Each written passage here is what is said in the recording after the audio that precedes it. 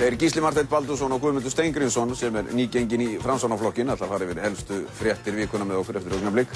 Við kynnumst tilvistarkreppu miðaldra fjölskylduföður og heyrum af fjölskylduleyndarmálum hans. Hittum kvikmyndaleikstjórann Friðrik Þór sem frumsýnir í kvöld heimildamynd sína sólskinsdrenginn Kela og heyrum svo lag með hljómsveitinni Viki sem eingöngu skipuð konum. En áður en við ræðum við þá Gísla Marteinn og Guðmund Steingrímsson skulum við rifja örstutt upp hvernig Gísli var tekinn fyrir í áramótasköpunu. Gísli? Hei, já. Já, ég bara skil ekki, ég meina, ég fer bara í nám til Edinborgar og ég kem bara aftur sterkur inn fyrir næstu kosningar. Jæja, sem bara byrja á þessu, velkomnir báðir tveir. Sem byrja á þessu, Gísli, hvernig tilfinning var þetta? Að vera tekið fyrir skaupinu? Já, láta konu leika sig í stuttbuxum og hnésokkum í Gatski og það ekki það. Já, sko, ég líti á þetta sem framför vegna sem hingað til hafa nú börn verið látin leika mig, þannig að bara það að fullorðin skuli leika mig finnst mér strax vera framför. Jafnvel þessi kona, ég meina, mér fannst Ilmur gera þetta vel, þannig að ég lít bara þannig á þetta sé til þess að sýna svona mitt kvenlega innsæi líka. Hvernig fannst þér þetta? Þessi tiltekni leikur, mjög flott, mjög gott. Ég var leikinn í áramótasköpi fyrir 2 árum held ég, af Björgvin Frans sem að lék mig. Og hann var sagður vinna leiksigur í því hlutverki í blöðunum daginn eftir sem að gladdi mig á svona óbeinan hátt á þess að ég hafi einhvern veginn átt nokkuð þátt í því, sko, skemmtilegt. En bara með því að vera þú? Já, akkurat. Mér finnst þetta skaup annars bara frábært. Frábært skaup. Þessari stöð til sóma. Hló mikið, mjög mikið. Frábært. Þá skulum við koma okkur aðeins að fréttu vikunum. Við skulum byrja á þessari frétt sem var hérna áðan sem að snýst Landsbankann. Það er svona, það hafa verið fluttar ýmsar fréttir af bönkunum undanfarið eftir að þetta bankahrun var allt saman og mörgum finnst eins og að það hafi lítið breyst og það hefur nú sérstaklega kannski átt við Landsbankann. Tryggvi Jónsson hætti það rétt fyrir jól eftir að það var nú farið að benda á það væri nú kannski ekki alveg svona í samræmi við þetta nýja Ísland að hann væri starfandi þar inni og nú virðist komið í ljós að hann hafi einfaldlega verið með puttana í einhverju bixi varðandi þetta söluna á BT sem var í gegnum einhver félög í eigu Baugs. Sko, þetta virðist ekki alltaf hætta þessi neikvæði fréttaflutningur og þessi fréttaflutningur af öllum þessum látum. Nei, ég held að hann sé hreint ekki að hætta. Maður hefur frekar á tilfinningunum að hann sé rétt að byrja og þá ekki endilega á Landsbankanum fremur heldur en öðrum bönkum. Það hefur greinilega viðgengist þarna alveg feikilega undarlegt siðferði ef siðferði skildi kalla. Ég held að Tryggvi hefur gert rétt í því að fara þegar hann gerði það og hann þarf að svara því í framhaldinu hvort að þetta hafi verið óeðlilega afskiptið þarna. Hann sagði þessari stuttu yfirlýsingu sem við sáum í fréttunum að sér þetta ekki óeðlileg afskipti en hann og stjórnendur bankans hljóta að gera hreint fyrir sínum dyrum með það en samkvæmt þessari frétt þá óneitanlega leit þetta ekki nógu vel út. Hvað segirðu þetta, Guðmundur? Þetta er eitt af mörgum málum sem varða þessa banka og snúast það að það er voðalega erfitt að byggja upp traust hjá fólki þegar við erum stöðugt að fá einhverja svona fréttir. Heldur betur, þetta er eitt stærsta verkefni sem blasir við samfélaginu. Að endurvekja traust ekki bara á bönkunum heldur á stjórnmálunum líka og öllu svona grundvallarstofnunum bara í þjóðfélaginu. Þetta er gríðarlegt verkefni og það er ofsalega mikilvægt að halda vel á spöðunum og þetta er bara eitt dæmi af mörgum sem vekja tortryggni í þessu umhverfi.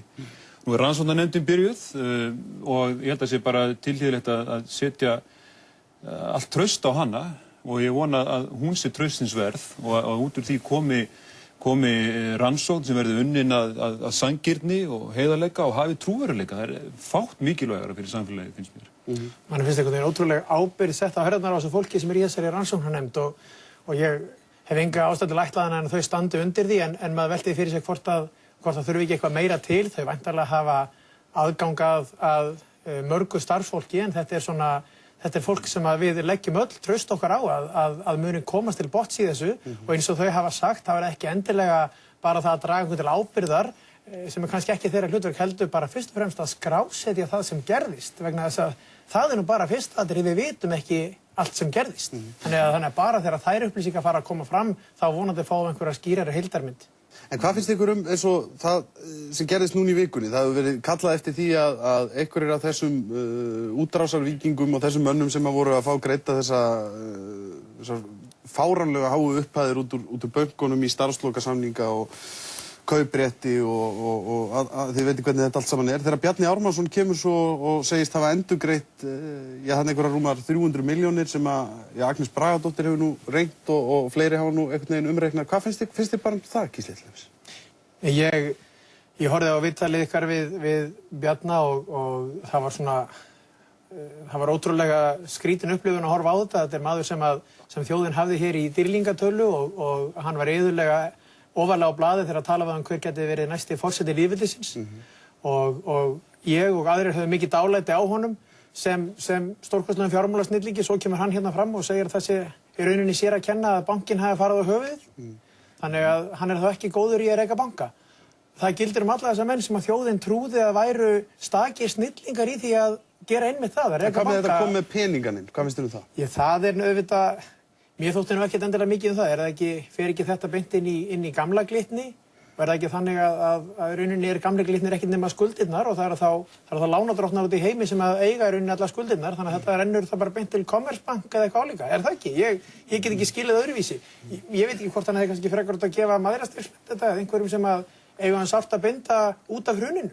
Út af þeirra aðgerðum í rauninni eða aðgerðarleysi. Mér finnst Bjarni fyrst og fremst sýna þarna móralska hlið og mér finnst hann vera fullnægja að því leyti til ákveðinni þörf sem að þjóðin hefur fyrir því að stjórnmálamenn og businessmenn ekki síður og alls ekki síst sýni þessa móralsku hlið og sýni það að þeir viti af því að ábyrgðin náttúrulega mjög mikil þeirra og þeir sýni þá þó ekki verið nema bara með táknrænum hætti að þeir það sem ekki geta deilt hversu mikla fjárhæðir að koma með tilbaka og eitthvað svoleiðis. Hann kemur með þessa tilteknu tölu tilbaka og ég veit ekkert hvernig hún reiknuð eða neitt en hann er ekkert alveg eins sagt að hún sé táknræn en þá hún táknræn fyrir það að hann ætlar sér á einhvern hátt að axla ábyrgð og hann að reyna að sýna fram á það að hann skilji það að hann axli ábyrgð í þessu, að hann hafi ábyrgð á því sem gerðist í öllu þessum hildarleik. Ég nefnilega tek undir það að því að við megum heldur ekki vera of neikvæð varandi það að þegar að menn virkilega koma fram og sýna iðrun eins og hann gerði óneitanlega hér. Þetta var átakanlegt viðtal fannst mér. Hann leggst í rauninni algjörlega flatur hér í settinu hjá ykkur og sýnir raunverulega iðrun. Og ég teki eftir því að margir segja þetta er bara eitthvað bölvað yfir klór hjá honum og svona. Mér finnst það ekki vera rétta leiðin þó svo við getum auðvitað verið með honum í því að segja að þarna voru gerð mistök og þurfum að fara yfir hvar þau voru gerð. En mér finnst það vera skref að hann sýni og fleiri iðrun og segir þetta var ekki gott hjá okkur en við gerðum hrikaleg mistök sem að fleiri að gera þetta að taka til eftirbreytni. Hvað finnst ykkur til dæmis það sem hann sagði, hvað finnst þér Gísli Marteinn það sem hann sagði til dæmis þetta reymál, svo við þurfum nú kannski ekki að fara að ræða það neitt mikið hér, en það voru þín sjálfstæðismenn sem réðu hann í vinnu þar. Við skulum endilega ræða það hér vegna þess að mér fannst það mjög athyglisvert. Þar kemur hann sem settur í stjórnarformennsku í þessu fyrirtæki og hann keyrir málið áfram og það er típist mál þar sem að hann segir núna við gerðum mistök en á þeim tíma þá ætlaði hann í kompaníi við fleiri Ykkur sjálfstæðismenn, Já, ekki, en ég held að öllu sem ég ljóst að ég var ekki mjög hrifinn af þeim gjörningi og ekki félagar mínir í borgarstjórnarflokki Sjálfstæðisflokksins. Þá átti að færa eigur almennings yfir til auðmannanna. Það var mjög skýr eignatilfærsla frá eigum almennings, milljarðar úr orkuveitunni sem átti að færa yfir til FL Group og þeirra í Geysi Green Energy. Við stoppuðum það og hvað er það sem að fólk núna að kalla eftir að stjórnmálamenn hefðu gert? Einmitt í fyrra og heitir stoppuðu þið það? Voru það ekki þið sem vildu láta selja þetta allt saman? Var það ekki, ég fór nú mætti nú blaðamannafund sem þið heldur, þar sem að þið töluðu það að þið hefðu náðu ykkur í sátt sem fólst í því að selja allt fyrirtækið. Við vorum frá fyrstu mínútu þegar okkur var kynnt þetta, þá sögðum við erum á móti þessum gjörningi. Þið ætluðu að selja þetta allt saman? Við viljum að sé hægt við þetta. Daginn eftir að haldin stjórnarfundur í Orkuveitunni sem ég var ekki og enginn af okkur, en sú stjórn, meðal annars Samfylkingin, fyrir ekki að benda á þig, ég gleymdi út með að skilja, meðal annars Samfylkingin og Framsókn samþykktu það að sameina Rey og Geysi Green sem var bara tilfærsla frá eigum almennings yfir til milljarðamæringarna. Hvar væri við stödd núna ef þessu hefði ekki verið snúið við? Og þessu var snúið við út af baráttu okkar og við fengum nú ekki mikið hrós frá þér og öðrum slíkum fyrir að hafa gert þetta. Þetta var kölluð rýtingstunga í bakið og ég veit ekki hvað og hvað. Í öllum áramóta uppgjörum voru við kölluð skúrkar ársins. En hvað vorum við að gera? Við vorum að stíga fram og segja, heyrðu, hér er verið að fórna hagsmunum almennings á alltaf milljarðamæringar. Þið ætluðu að selja þetta, Gísli, það var það sem ég var að segja við. Þið heldur blaðamannafund og þið sögðuð millilendingin ykkar, af því að þið vilduð ekki láta neitt vita því að það væri allt orðið vitlaust í þessum borgarstjórnarflokki ykkar. Það var millilendingin ykkar svo að þið ætluðu að selja þetta allt saman. Við vildum bara komast út úr þessu sem með því að selja þetta allt saman, hvað er það annað en að gefa þetta allt frá sér þá? Nei, við vildum bara komast út úr þessu sem allra fyrst, bara hætta í áhætturekstur með almannafé. Það var alveg skýrt. Guðmundur, finnst þér hann hafa varpað nýju ljósi á þetta Reymál? Þú tengdist í nú óbeint. Þá varst þú í Samfylkingunni og varst aðstoðarmaður, stuttu seinna borgarstjóra. Seinna aðstoðarmaður borgarstjóra, já, og fylgdist náið með eftirleifnum. Og mér finnst mjög gott að það var stöðvað, meðal annars af nýju meirihluta sem þá tók við, að Reyr er selt. Þá hefur til dæmis Hitaveita Suðurnesja alfarið lent í eigu einkaaðila. Og það var stöðvað, það var alveg skýrt af hálfu þess meirihluta sem tók við að Reyr yrði í 100% í eigu Orkuveituna og eigu almennings, þannig að það hafði safnast alltaf uppgríðileg þekking og verðmæti sem áttu að vera í eigu Reykvíkinga. Ég held að það sé mjög gott að það hefði í öllu falli verið stöðvað og svo vona ég að Gísli muni ekki endalaust lenda í því að rökræðum Reymálið í hvert skipti sem hann kemur heim í frí. En það var auðvitað mjög mikilvægt að Bjarni skildi lýsa því yfir þetta hafi verið mistök. Og þetta kallaði á smá umræðu lýðræði, en þarna voru kjörnir fulltrúar Reykjavík og ég spurði umboðsmann Alþingis á þeim tíma, hvað hefðum við geta gert? Við sátum ekki sem stjórnarmenn í Orkuveitunni, en við vildum þetta ekki. Áttum við að mynda vörð fyrir utan Orkuveituhúsið og hindra stjórnina í að halda fundinn? Þetta er svolítið erfitt og þarna voru við að reyna að gæta hagsmuna almennings og fólk er núna að kalla eftir því að fleiri stjórnmálamenn hefðu gert það. Líka halda ég til haga að það var ýmislegt annað í atburðarásinni sem leiddi til falls þessa meirihluta heldur en bara hugmyndin að sameina Rey og Geysi Green, heldur var ýmislegt í málsmeðferðinni sem menn sættu sig ekki við eins og kaupréttarsamningar og annað og þið sættu ekki heldur við. Þannig að það var líka eitthvað sem hefði mátt draga meiri lærdóma síðan svona í því sem gerist síðar á Íslandi. Eitt nefnilega í svona faglegu vinnubrögðum. Að þeir ræða tíðarandann þá og nú. Hér einmitt í Kastljósinu, þið sinntu þessu máli mikið, þá mætti til dæmis Steinunn Valdís Óskarsdóttir og hún segir hér í Kastljósinu þegar þú eða einhver annar spyr hana en býtu er þetta góður díll fyrir Reykjavíkurborg? Og þá er svarið, já, auðvitað er þetta góður díll, annars væri Jón Óskar Hannesson ekki að setja peningi í þetta. Þannig að það var röksemdafært, þeir væru svo snjallir að þeir gætu varla verið að setja peningi í eitthvað nema það væri bara fundið fé. En fyrst við erum nú að ræða þetta allt, þá er líka haldið til haga. Það var náttúrulega fjármálaráðherra sem ákveðin átt hóf þetta með því að nota heimild til að selja hlut ríkisins í Hitaveitu Suðurnesja á sínum tíma. Skapaði mjög óeðlilegt verðmat fyrir þetta allt saman, mér að mínum viti. Talandi fjármálaráðherra, þetta álit umboðsmanns Alþingis sem við fjölluðum svolítið hérna í Kastljósinu í vikunni, töluðum við Sigurð Líndal og fleiri. Þú varst að tala siðbót í stjórnmálunum, þú ert komin í skiptum stjórnmálunum, komin að því að þetta en hvað finnst þér það? Að þetta álit hafi komið, það liggi fyrir hann hafi brotið einhver stjórnsýslulög eins og Sigurður Líndal bendir á og svo lýsir Ingibjörg Sólrún yfir fullum stuðningi við hann 2 dögum seinna. Þar með er það bara frávirðist. Árni hafa hagað sig mjög illa í þessu máli og mér finnst að byrja á því að hann skuli,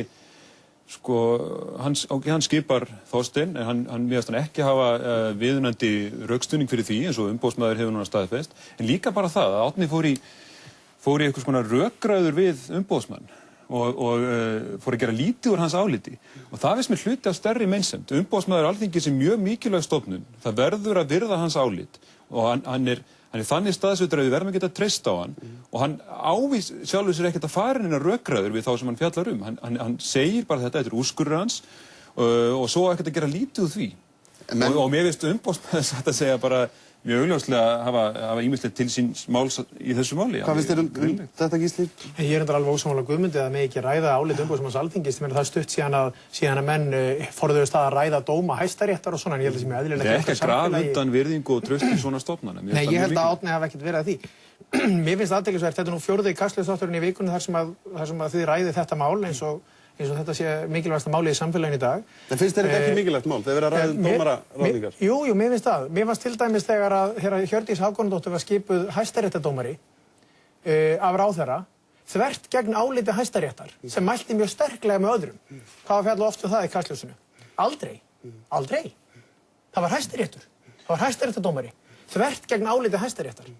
Hér er maður skipaður dómari fyrir norðan og hann er metinn hæfur af dómnefnd og ráðherra skipar hann. Ráðherra hefur skipunarvaldið það efast enginn hvorki umboðsmaður né aðrir. Hann þarf líka, það er ýmislegt annað sem hann þarf að gera, hann þarf að færa rök. Ráðherra hefur skipunarvaldið, nei, það sem að mér finnst nefnilega mikilvægt í þessu það að við tölum okkur ekki út í það að einhverjar nefndir sem að meta það hver sé góður og hver ekki, að þær í rauninni ráði. Vegna þess að ég vil miklu frekar að það séu kjörnir fulltrúar sem ráða þessu og við getum þá, ef við erum ekki ánægð, þá getum við refsað því með kosningum sem við hefðum engar forsendur til þess að gera ef að nefndina myndu ráða þessu. En það virðist vera það sem nefndin vill, hún vill fá að ráða þessu. Ráðherrann fékk náttúrulega tækifæri til að rökstyðja sitt mál og það þótti slæmur rökstuðningur og mér finnst það augljóslega slæmur rökstuðningur en þess að hann segir að ákveði endurmat á hæfileikum Þorsteins sem hann réð hafi ráðið því að hann réð hann. Og umboðsmaður spyr okkur fórst ekki sama endurmat á öllum hinum. Ég hef ekki séð svar Árna. Nei, Árni ekki búinn að koma með það svar, hann var að segja það í fréttunum í kvöld að hann ætli sér að gera það, en lykilatriði samt sem á þetta, þannig bara skipaður hæfur maður og það fyrir allt á hvolf. Menum hann komst með þessi áramótaskaupið núna þrátt fyrir að skipurinn hefði verið fyrir ári síðan þá er málið áramótaskaupið núna og árinu sem bankarnir falla en bankamálaráðherrann er ekki í því. Það voru tveir aðrir sem voru metnir hæfari og rökstuðningur ráðherrans sem mjög slakur. Við ætlum að ræða ýmislegt, þú ert gengin í Framsóknarflokkinn, akkurat, þá er það komið og þú ert að taka þig frí í borgarstjórn? Já, ég ætla að taka þessa önn í náminu mínu bara úti. Þetta var ansi mikið rót á mér. Þegar mest var þá var ég 50-50 hér og í Edinborg og ég ætla að, þó sem var gengið ágætlega í prófunum núna þá var það kannski slembulukka. Ég ætla að taka meiri tíma í þetta núna og taka mig frí frá þessari pólitík í nokkra mánuði. Góða ferð til Edinborg og góða ferð í Framsóknarflokkinn. Við ætla að þakka ykkur báðum kærlega fyrir spjallið. Takk.